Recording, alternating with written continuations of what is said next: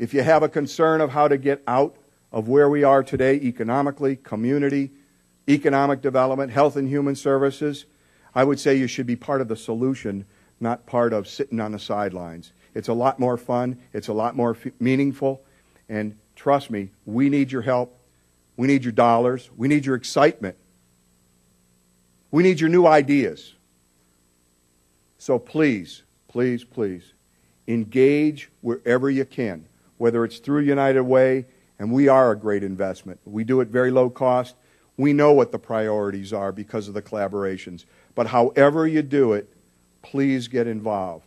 It is about a community and a country in need, and if we ever needed you to get engaged, now's the time. Thank you for the opportunity very much.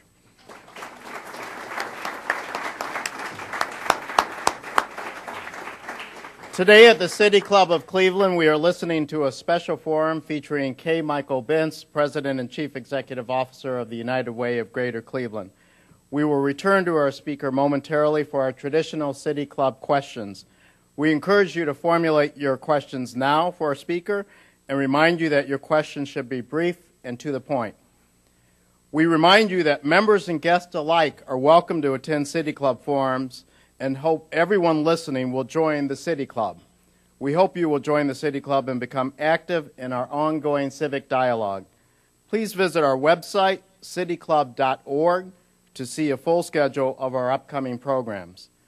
We welcome all of you here and those listening to WCPN 90.3 FM, WCLV, WTAM, or one of the many radio stations across the country.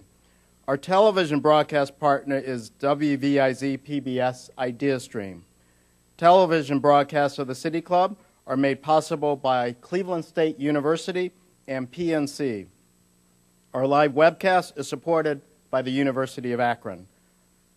Today we welcome guests at tables hosted by Cuyahoga Community College and the United Way of Greater Cleveland.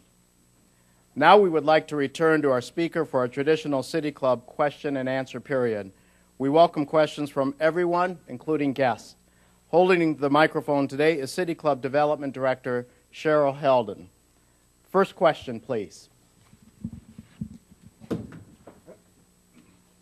Michael, give us a brief outline on how you set your priorities for your allocations. Thank you, Mort. The microphone fell off, so an embarrassing moment.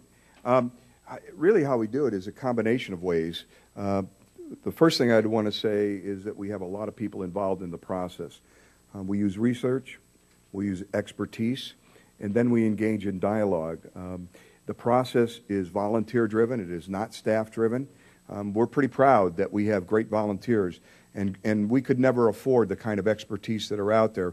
But it starts with kind of reviewing where you're at, what the needs of the community are, and then going forward and finding out how much you have available to spend. Look at a little bit longer term because our funding cycle is a 3-year cycle.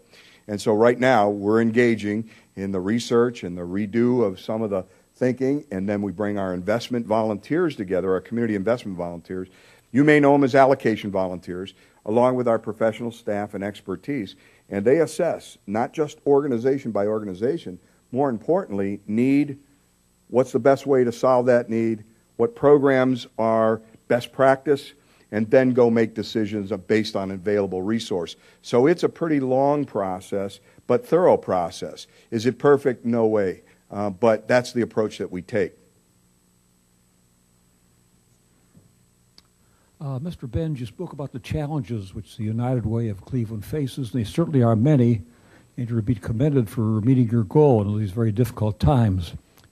Recently, two of the wealthiest men in the country, Warren Buffett and Bill Gates, announced a special program for multi-billionaires such as they, in which they are engaged in a program to encourage their fellow billionaires to now contribute half of their wealth to community organizations and worthy organizations such as yours.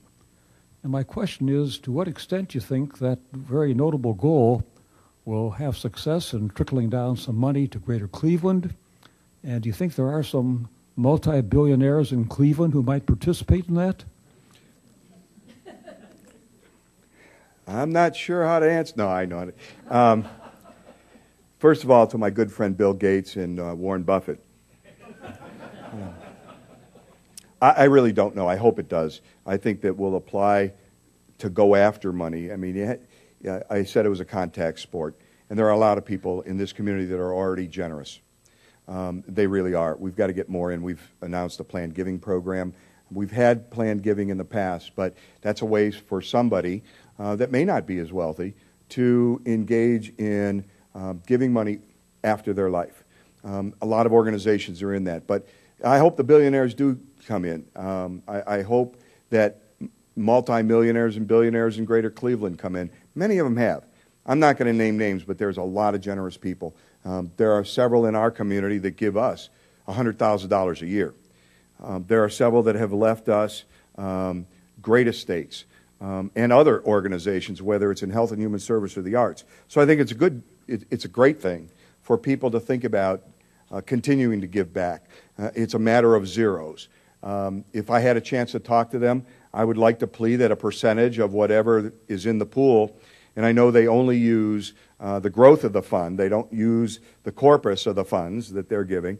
But I would hope that they would put a significant amount of money aside for health and human services. Reason? Most of them, in addition to their own brilliance and the success of their companies and organizations, they built it with people. And there's a lot of people that need, and if you look at how I can help, let's get kids better educated. Let's get kids healthy. Let's get the learning going on. Let's get families stabilized and move forward. So I would plead to them, if I had the audience, a percentage, please put into people. All kinds of different ways. And I think that not only will people here, and people are, and I'm not going to name names, but there are people in Greater Cleveland that already give. Our greatest victory will be to get more people engaged, more people across the spectrum. Because if you look at our involvement, if you will, not just the wealthy, but it's a lot smaller than those that could. I understand it's difficult times, but this is the time to plan, whether it's through a life insurance policy, it's an estate planning, but to think about kind of pay it forward, like they say. And so I'm glad the initiative, wherever they give, the fact that they're giving. And it's kind of interesting. We've had the privilege in our community and in our United Way to have visits by others from throughout the world, trying to figure out what's this thing called philanthropy. How is it non-government? How do people volunteer? And I mean, we've had them from all over, from China, from the Balkans, from all over. It's not their culture. It is our culture. And our mission, my mission, is to get as many people in the game as we can, whether it's a penny or $1 billion.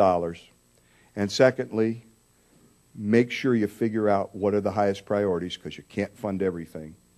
Continue, I think, the great culture of our country since its founding of caring about each other. After all the arguing, after all the fighting, most people in this community, most people in this country really do care. No matter what you hear or read, they care. They want to do something. They know they've been helped. And so our mission is to get the dollars, get more people in the game, think through what the priorities are, be great stewards, not good stewards, great stewards of the money. Don't waste the money. Don't do bad things with the money. And then report the outcomes. How did you move the needle with the money that people's generosity provided? That's what I would say.